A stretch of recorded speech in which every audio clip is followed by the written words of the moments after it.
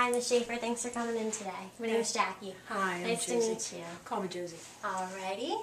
So what are you in here for today? Some conflict management skills? Yes, I need to learn how to argue with my husband effectively. Okay, so what kinds of problems are you having?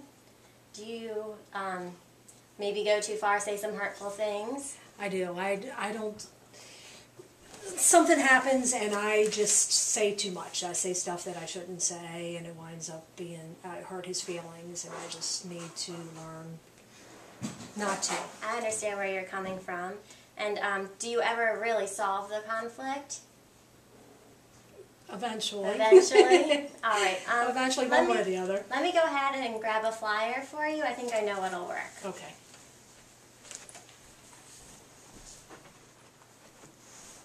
Okay, thank you for waiting.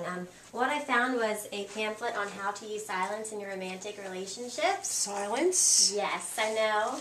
I know silence holds some negative stigmas, but there's actually 3 main uses for silence that can help you in your relationship. Okay. Okay, the first one I want to tell you about is the contemplative role of silence. And Oduro Frimpong in 2010 says that the contemplative role is used to rethink and reflect on the conflict issue. So this is giving yourself time to really think about where you stand and your perception of what's going on, and it kind of helps you formulate what you want to say better than just saying things right off the bat out of anger. That's a big problem that we have. I just jump right in and say something. Right, so silence isn't always bad. It can be very helpful. The second use is the strategic role of silence, and Oduro Frimpong in 2010 says that the active employment of silence or the conscious use of silence can also be very helpful. I know one couple that used silence. The husband used silence to give his wife time to settle down because she would always want something out of him and be, yelling and arguing with him. And his silence gave her that time to walk away and think about things. That's how we are. He's good with that. He'll just be quiet about it, and then it makes me feel guilty for so his portion might actually help, and yep, that's exactly the same story. It helps him. It doesn't help me though. Well, maybe this contemplative role will help you with that. Okay. It'll be better for both of you. The third and last role of silence that I have is called the complementary role of silence, and that is where silence delays talk. Oduro Frimpong in 2010 says that the complementary role is used to delay talk and to prevent individuals from saying something that might be hurtful to their partner. So it's similar to the contemplative role, but the complementary role is where you're purposefully delaying talk so you don't say something, and the contemplative is where you're just thinking. Does that make sense? Yeah, it does. I just need to take the time to do that. I just jump in. It's hard to get yourself to do it, but I think a lot of couples would actually benefit from using silence. Okay, Josie, so what do you think about this silence thing so far? Well, I'm Italian. My family's Italian, and I guess, not that you learn how to argue, but seeing my parents argue in the past in the same way that my mother was, and we just come out with it. So it's hard to learn to sit back and just think about things, just very, very quick to, say probably the wrong thing. Not always. Verbal communication is very strong, but we're just trying to eliminate that saying something hurtful. So, but you're absolutely right. The way people interpret silence very much does depend on their culture. Chang and Tardy in 2009 says that the way silence is interpreted also depends greatly on one's culture because values affect the way one interprets situations. So some people definitely value that face-to-face verbal communication because they do get things out and they eventually come to their resolution. But others do value silence, so maybe you just have to kind of find that line with your husband. Right, that happy medium there. It's just hard for us to do that. It's not hard for him. He's silent. He likes to be silent, but I want to get it out and discuss it. And being quiet about things just sometimes makes me like a caged animal. I definitely understand that, and it's funny that you mentioned he's good with it. Yes. Because men and women also interpret silence very differently.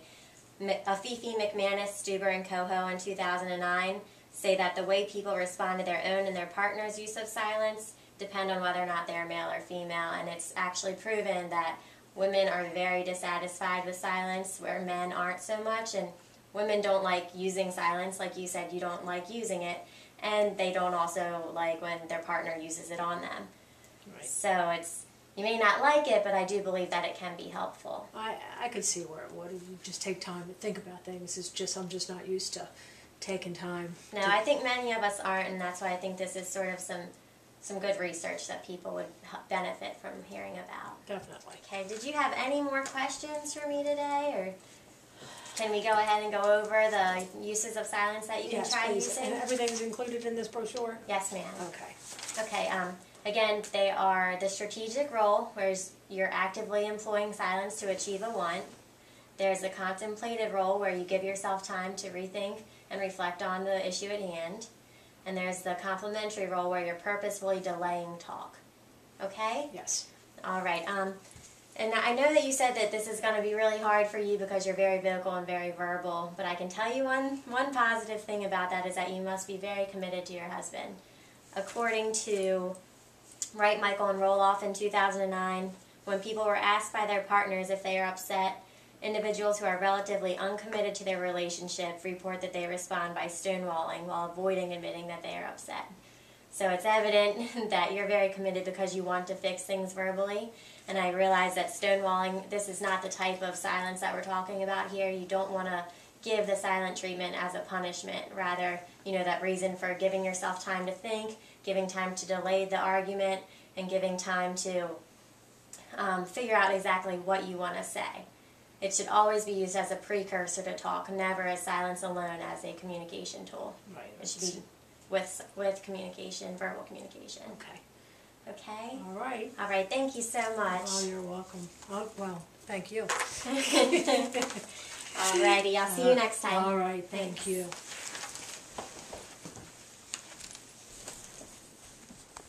Hi, Miss Schaeffer, how are you? Hi, fine, thanks. How have you been? Good, it's good to see you again. Nice to see you too.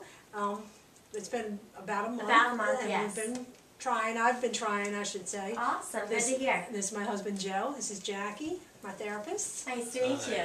Nice to meet you. So, we're all happy then? I think so. What do you think? Oh, yes. Alrighty, and anything else today before we break? No, I just wanted to show, we just wanted to stop in. We went and had Chinese food, and this is what my fortune was, and I thought it was funny, so that's why I wanted to stop in real quick. It says you have a quiet and unobtrusive nature. Isn't that funny? Isn't that funny? That is awesome. So I thought I'd bring that this. in. We might have to frame that. I think we might.